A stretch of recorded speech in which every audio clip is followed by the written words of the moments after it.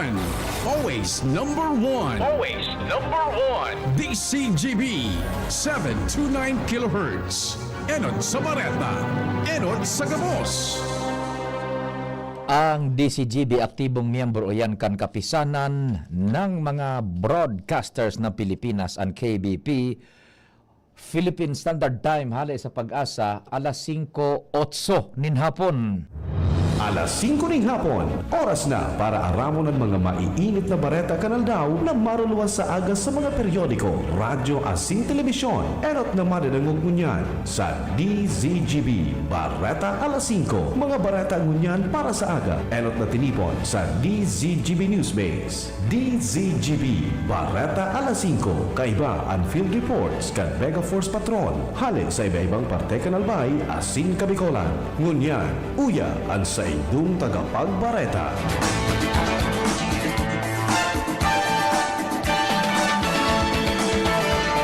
Maray na hapon sa pangarang kang Newsbase asin kang Mega Force Patrol. Ako po ang sa indong magiging tagapaghatod bareta, si Pio Fernandez.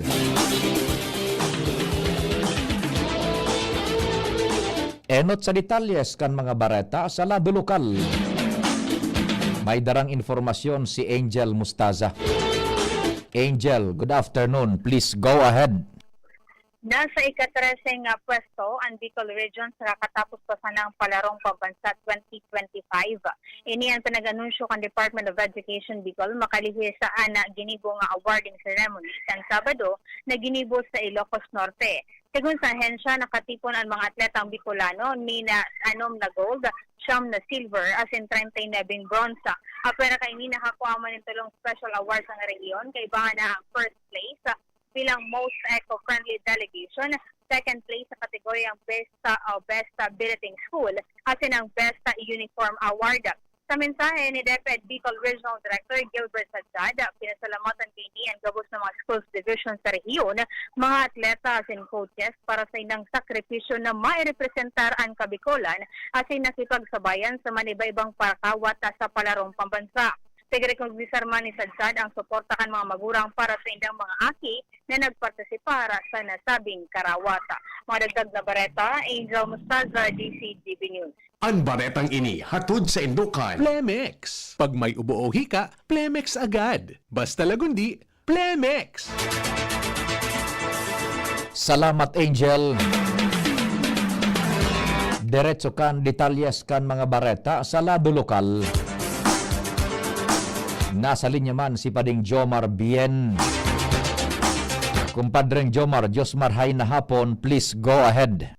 Salamat paring Pio, maabot sa 20 mga empleyado kan ako nagobero kan Tabako ang pinagpasumpa sa saindang bagong posisyon bilang mga permanenteng mga empleyado kan lokal na gobyerno kan syudad Casubago. Ang mga ini iyo ang dating mga job order as in na i-appoint na bilang mga permanenteng mga empleyado kan syudad. Alagad basado sa informasyon na nakuha kan DCGB News, ini parte sa naka itong sa mga haraloy ng mga naipermanente kan LGU Tabako. Alagad day natawan pa nin pagkakataon na take kan sa indang oath sa atubangan kan publiko kung kaya Casubago ang mga ini iyon na imbitaran na magsakat sa stage pagkatapos kan flag raising ceremony para magsumpa na sa indang mga bagong permanenteng trabaho digdi sa LGU Tabako. Yan ang report, Jomar Bien, DCGB. Thank you so much, kumpadreng Jomar. Mientras tanto, diretso ang bulos kan lokal na informasyon. Nasa linya si Joshua Bino. Joshua, good afternoon. Please go ahead. Talagang riparo na igwa o kaya yaon ang presensya kan illegal na droga digdi sa Bicol Region base man sa record kan mga kapulisan kung saan susog sa record kan Police Regional Office 5 sa laog nin sarong bulan magpuon Mayo 1 sagkod Mayo 31, 2025 nakapagkumpiskar ang mga otoridad ni na minakantidad 5.2 million pesos nin mga illegal na droga.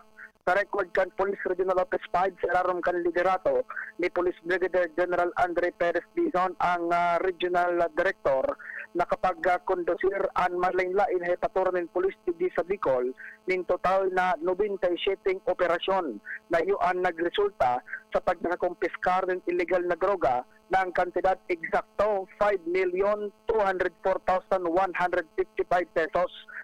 Na mga operasyon ni iyon ginibukan na mga regional, provincial, sagkod municipal police units digdi sa Bicol Region. Bilang resulta ka nasabi ng mga operasyon, 107 man na mga individual ang naarestar na pinagtutubudan, imbelto at nagapabakan ng illegal na droga. Kung saan, nasa 764.8 gramo ng shabu, asin 28.7 gramo ng marijuana ang nakumpiskar man kan mga otoridad na ang kantidad niya ni 5.2 million na pesos sarong patunay na yaon man giraray ang presensya kan droga digdi sa Bicol Region. Dagdag na bareta, Joshua Bino, DCGB. Thank you so much, Joshua.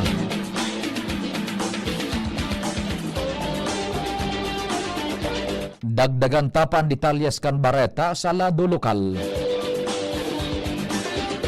Nasa linya si kumpadreng Al Armario. Pading Al, marhay na hapon, please go ahead. Bako kwarta kan gobyerno ang ginastos sa pagpagibo kan tulong monumento nin mga heroe kan ibalong digi sa Legazpi kundi donasyon. Yan ang naging pahayag ni Darlito Perez, City Museum Curator, sa pagkritiko man kanibahal lalo na sa social media. Manunotaran kompleto na ang tulong monumento kan heroe kanibalong epek. Si Baltog nayaon sa Dapdap Bridge, Hanjong sa may Obelis kan Puro, asin si Bantong nasa boundary kan Puro Lamba. Sigon kay Darlito Perez, si Baltog pigdonar ini kan GCI Legazpi, si Hanjong pigdonar kan pamilya Palangka, asin si Bantong ang pamilya Garbin, asin Ismael dahil gastos digyan gobyerno, taliwas sa mga komentaryo ni ibang kritiko. Al Armario, DCGB. Thank you so much, kumpadreng Al. Mabolta ang detalyes kan mga bareta, ngunyan sa lado nasyonal, pakalihis kan nagkapirang pagirumdom. Kung ikaw ay edad 50 pataas katulad ko, may mataas na ang risk ng manlalabo ng paningin. Mas challenging ang pang-araw-araw na gawain tulad ng pagbabasa, pagsusulat, at pagmamaneho.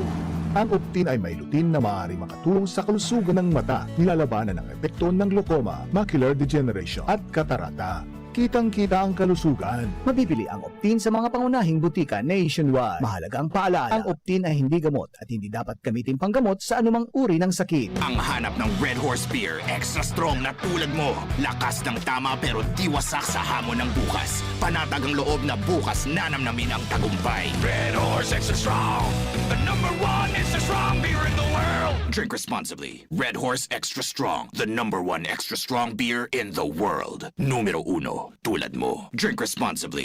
Realize true comfort and relaxation at Dorotea Resort and Spa, a perfect venue for family outings, couple retreats, and various functions such as weddings, birthday parties, corporate seminars, and conferences. Dorotea Resort and Spa. We have backpackers rooms, standard rooms, deluxe, suite, and a penthouse. Also, relax and rejuvenate with our spas and invigorating treatments, services, and facilities. Dorotea Resort and Spa, Kahugutan, Bakakay, Albay. For reservation, contact us at 0917-777-5734. Find us on Facebook, Dorotea Resort and Spa. Relax, rejuvenate, and enjoy. Only here at Dorotea Resort and Spa.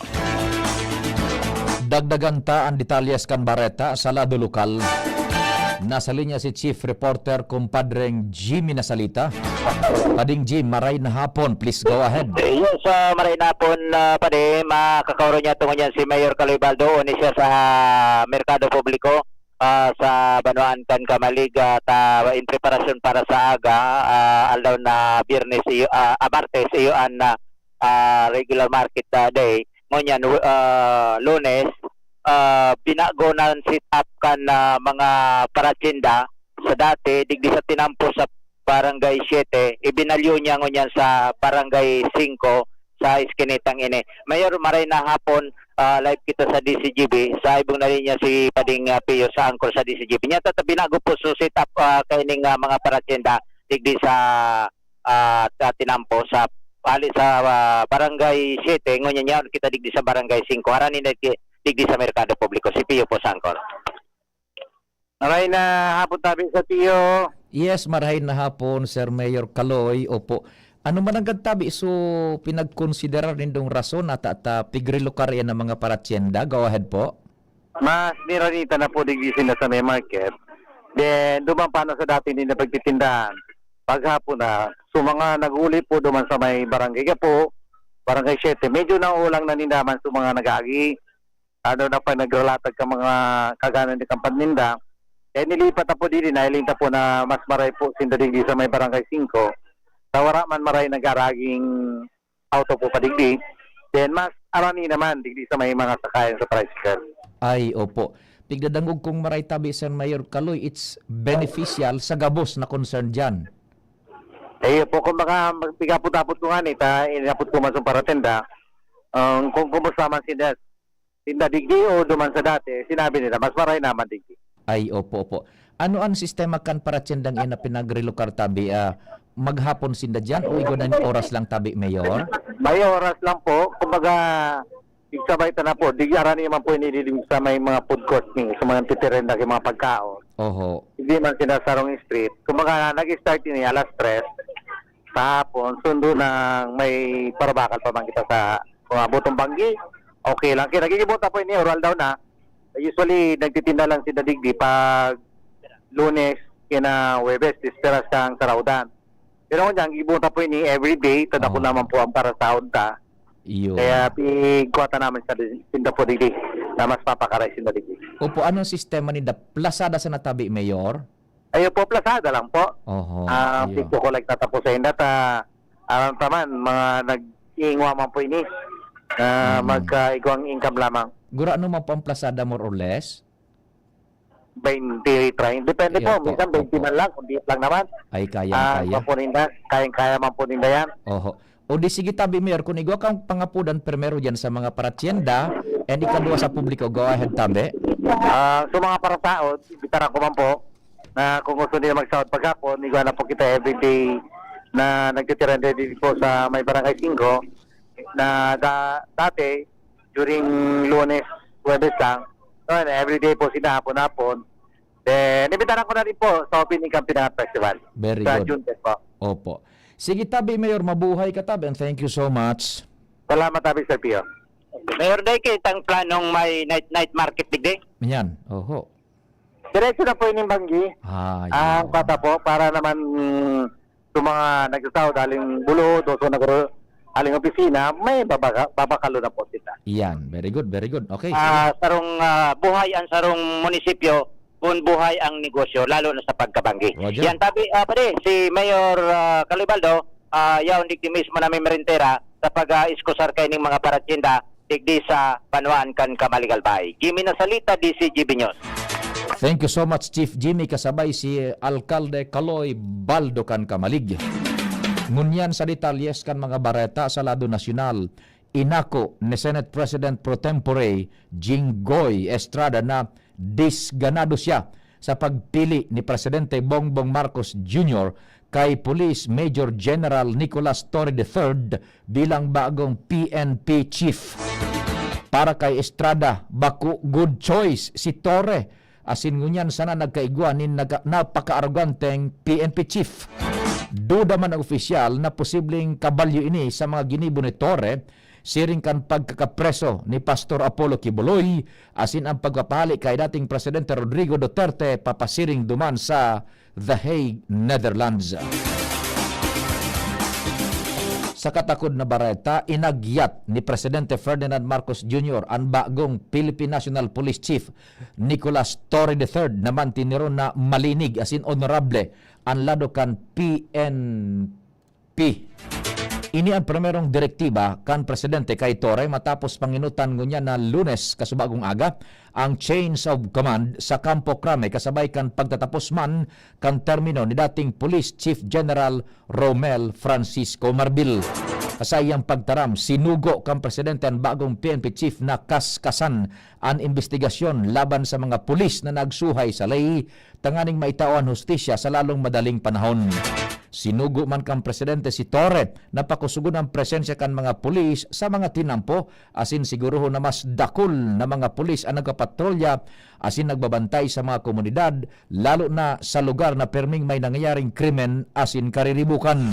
Tinaawan doon kang presidente na dapat ipamati sa publiko na igwang mga pulis na handang dumamay asin mag-defense sa sainda sa gabos na oras. Ipagpapadagos man ang paglaban sa illegal na droga asin pakikipagtabangan sa Philippine Drug Enforcement Agency tanganing makurtar ang illegal na transaksyonnes nin droga sa Pilipinas and makasuhan ang mga drug dealers asin drug lords. Pipatutukan man kang presidente ang mga small-time drug dealer tanganing totalmente ng malinig ang nasyon sa illegal na droga. Urog sa gabos gusto kang presidente na mamatian kan mga estudyante, obreros, motoristas asin mga magurang ang kaligtasan sa mga tinampo, agaman o banggi.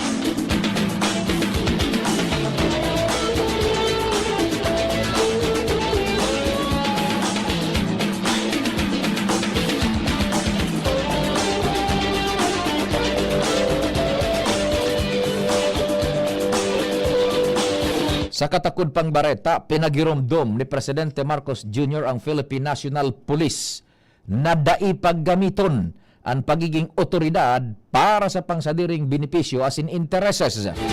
Ang pahayag ginibok ang presidente matapos panginutan ang chains of command sa Campo Crame kasubagong aga kasabay kang pagtatapos sa serbisyo ni dating PNP Chief General Romel Francisco Marbil asin sa pagtukaw kan sa bagong pwesto ni PNP Chief General Nicolas Torre III. Sinabi kang presidente na bilang otoridad dapat maghiro ning may ondra, magserbining honesto asin maging sandigan kan mga namamanuan sa gabos na oras. Sinabi niyang gamiton ang tsapa sa pang-ural daw na pagserbi bako para magmando kundi magserbinin may integridad. Lambang desisyon susog sa lay asin kada paghiro refleksyon sa dignidad kan tunay na serbidor kang Pilipinas. Sinugo ni Presidente Marcos Jr. ang PNP na ipagpadagos ang pakikipagtabangan sa mga komunidad asin pakikipagpartner sa mga lokal na gobyerno pati na stakeholders asin pakusugon ang kooperasyon sa gabos na ahensyas urog sa gabos isentro ang lambang inisyatiba sa pangaipo derecho intereses kan lambang Pilipino. Sa katakod pang bareta, formal nang nag-asumir sa pwesto si Police Major General Nicolas Torre III bilang bago pamayo kan Philippine National Police. Ginibo ang seremonyas sa Laogan Campo Crame bilang kasalida ni Police General Romel Marbil. Matatandaan enot nang namidbidan si Torre bilang pamayo kan Criminal Investigation and Detection Group na nangenot sa pag-arestar kay dating Presidente Rodrigo Duterte asin pag-turnover kay ni sa International Criminal Court. Kan siya man ang pamayo kan Police Regional Office 11 si General Torre man ang nangenot sa pagdakop kay Kingdom of Jesus Christ founder Apollo Kibuloy sa Davao City. Mientras aro sa mga pangenot na direktiba ni Presidente Ferdinand Marcos Jr. iyon pagpapakusog kan presensya kan mga pulis sa komunidad. Sa pahayag kan bagong PNP Chief Police General Nicolas Torre III na sa pagikan sa indang pagiging committed sa pagresolver kan mga kaso kan mga high-value wanted personalities. Mahahanap panindan iba pang nagatago sa lay, kasabay ang pagsiguro na mapapanimbag ang mga ini sa irarom kan sa iyang liderato. Sa iba pang detalyas kan bareta sa lado nasyonal, tinawan doon kan Departamento de Justicia na legal ang naging pag-aresto kay dating Congressman Arnolfo Arnie Teves Jr. kan ini takmaon sa Timor-Leste asin darahon sa Pilipinas. Ini mismo naging paglilinaw ni Justice Undersecretary Raul Vasquez manungod sa isyu kan legalidad sa pagkakaarestar kan mga otoridad sa dating Negros Oriental Representative na si Teves. Sigun sa opisyal, dainin pigbalgar na lay, mantang piglinaw na dain nagkaigwanin pag-torture sa dating kongresista. Mientras ipinaliwanag kan Departamento de Justicia sa paagi ni Undersecretary Raul Vasquez na dai siya makikiaram kung paano ang sistema kan Timor Leste. Ultimong detalyes kan bareta, sinitar kan Philippine Coast Guard kan nakaaging semana ang sarong barko kan China na makukuha haros 76 na nautical miles sa naan rayo hali sa Palawig Point sa baybayon kan Zambales na nasa laog kan Philippine Exclusive Economic Zone. Sinabi ni Philippine Coast Guard spokesperson Commodore J. Tariela na sinugo kan ahensya ang Multi-Role Response Vehicle o MRRV -4409 BRP Cabra tanganing tiinhon ang presensya kan Chinese Coast Guard vessel. Mental sa nagsumitir na ang Pilipinas ning sobra sa 150 diplomatic protest laban sa China may kinaraman sa agawon sa teritoryo sa irarom kan administrasyon ni Presidente Ferdinand Marcos Jr. Sa pangaran ka nagsururat kan informasyon sa pangenot ni News Director Mardila. Jen Matthew Baliran ang Mega Force Patrol. Sa technical control diyan ngunyan si June Napolis. Sa IT si Jerome Nico Martinez. Ako pan sa indong naging tagapaghatod bareta si Pio Fernandez. Salamat, marahay na hapon.